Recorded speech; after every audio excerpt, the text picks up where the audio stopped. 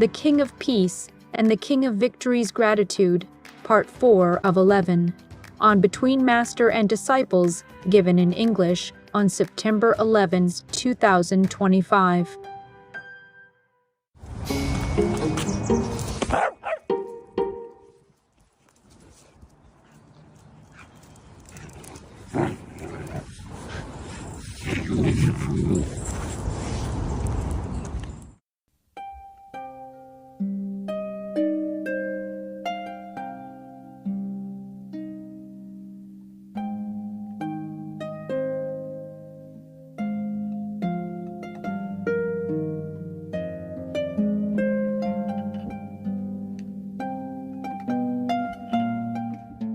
So even if the event did not happen the way they predicted, or it happened less, the damage is less, or humans must always be thankful that God let them tell them in advance so that we can minimize it wherever we can, some part of it. If humans even believe in the grace of God or the mercy of the Buddha and pray sincerely, honestly, humbly, repent, be good, then disaster, no matter how great, will become zero or at least minimized. I can see all that, I know all that, but I cannot prove it to you. That is the problem. Well, at least you, the God's disciples who follow me, should believe what I said. What reason do I have to tell the untruth? Only to make people ridicule me or look down upon me in their hearts. They might think, oh, nothing happens, she just talks. She just say anything to scare us or stuff like that. But I don't mind as long as humans can be saved, can have less suffering, and the world, the planet is still there for them to continue their lives so that they might still have a chance. If they live longer, they might have a chance to meet the master of their liking. Doesn't have to be me. To get enlightenment, wisdom, and know the all truth, then maybe they won't laugh at us anymore. Meanwhile, we do all our best to help them in whatever way possible. We help with what we can.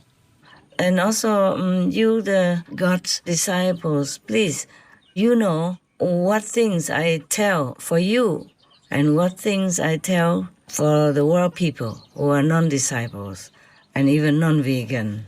So you don't have to apply everything that I told to do in this kind of talk, because you don't have to.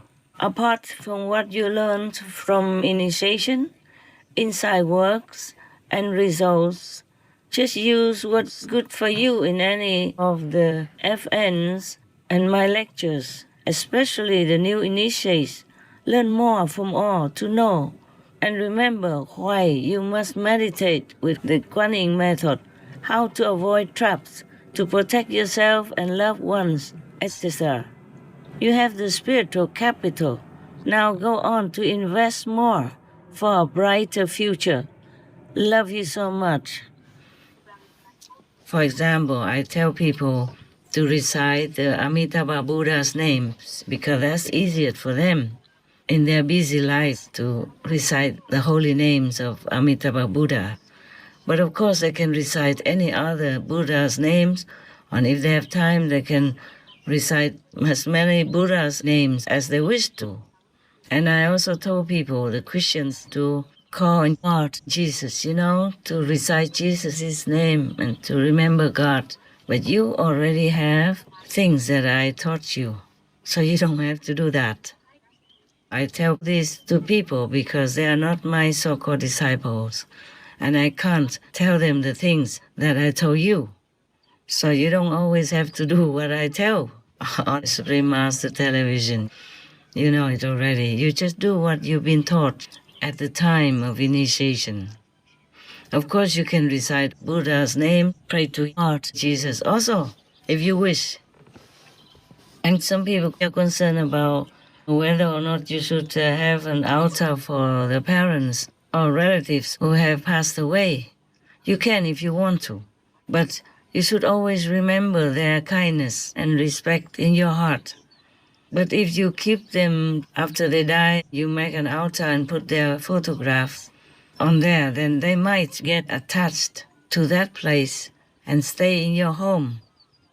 Then you might feel the energy of a lower world, the wandering ghost world. It could also interfere with your spiritual elevation. So it's up to you to choose, yeah? Anyway, if you put their photo in the house, then they know it's for them. And then maybe they will not want to go anywhere except seeing you every day. So you should keep photographs of your parents if you want to remember their kindness, their greatness, their unconditional love for you. But do not make it like a fixed place and they just have to sit there next to the table where you make an altar. This is very cold for them. And sometimes they have some afterlife power. And if they don't go up to heavens, they hang around, then their power could be sometimes moody, just like you are, or when they were alive, then they might scare your children. Because children can see them sometimes. Young children, babies also can see it, and it might also scare them, especially if they were born without the grandparents or without other relatives, because they already died before these children were born. They might not recognize it. They might not feel familiar or safe seeing ghosts around. And you be also kind of binding them on earth or in your house instead of praying for them to be liberated and to go to a better place, such as heavens. Even lower heavens are still much better for them than being on this planet, kind of lost and confused and not really having a real place to rest. It's not a very good life for them. So you pray, disciple or non-disciple, pray for your relatives or friends or parents or grandparents, anyone you love, you pray for them. That's the best. It's the best for them, okay? And if you see them appear in your house sometimes, you should also use love and clear explanation. Tell them that they have already gone away from this physical world. And it's not good for them to continue to hang around as a ghost because they cannot talk to anybody. Sometimes they can make noise in the house because of bad mood or frustration, because they cannot talk to you or your children or to the, left behind husband or wife or mother or children. That's very frustrating for them. They can stand next to you, but you don't see them. They can talk to you all day, but you don't hear anything. Yeah. Some can, but rarely. That's very bad for them. They feel sad, lonely, and frustrated, and feel as if you don't care about them. So it's best to pray in your own religion, or to anything you believe in, or pray to God. Pray to God, Jesus. Pray to the Buddhas, your favorite Buddhas, selected Buddha, or many Buddhas. It's up to you. Depends on what you want to do. Pray for them to be liberated. That's the best. That's the best. You can visit their grave sometimes if you have their grave, or if you burn their ashes and just scatter them in the garden or in the forest, or bury them under the earth, but pray for them. Don't make them attached to you after they pass away from this world, because heavens are better for them. Many worlds are better than this world. Okay? All right. It's not forbidden to make an altar and bow to them every day, but it could even bind them to your house next to you all the time, and there's a lot of suffering for them. Because sometimes they see things happen to you that are not good for you, but they cannot do anything, and they will suffer very much more suffering feeling than if they still have the physical body. Because without this physical body, you see things in different degree. Everything you can see far away. You can see things that if you have the physical body, you cannot see.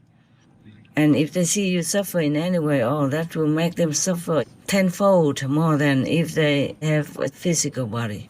They can see, they can feel, they can hear everything more intense.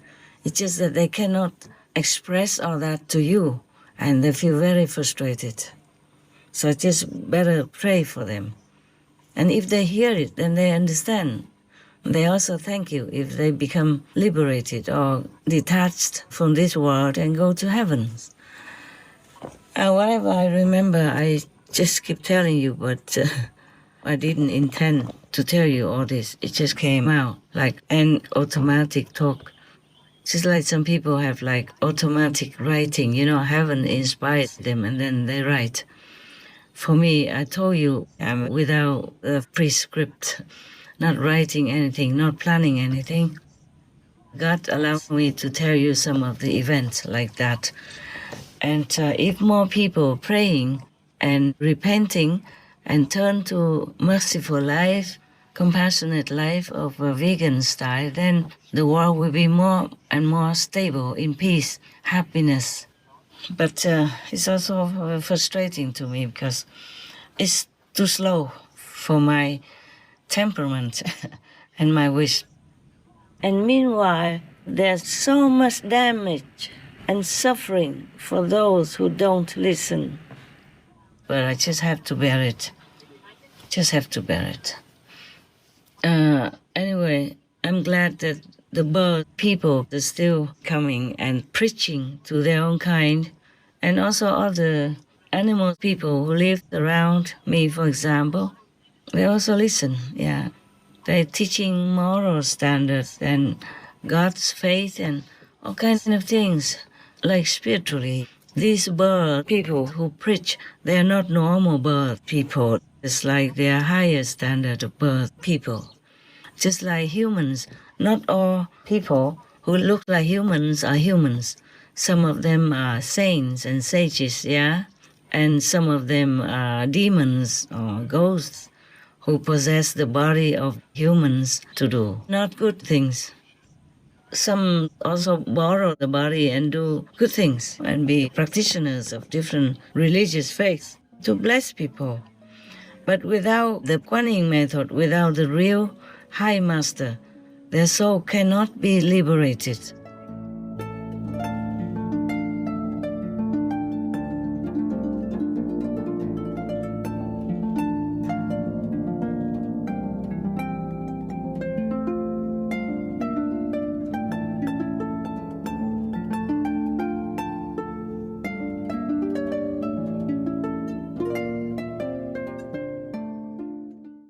Supreme Master Ching Hai, vegan, is a world-renowned spiritual teacher, humanitarian, and artist. To learn more about her compassionate life and teachings, please visit suprememastertv.com/master.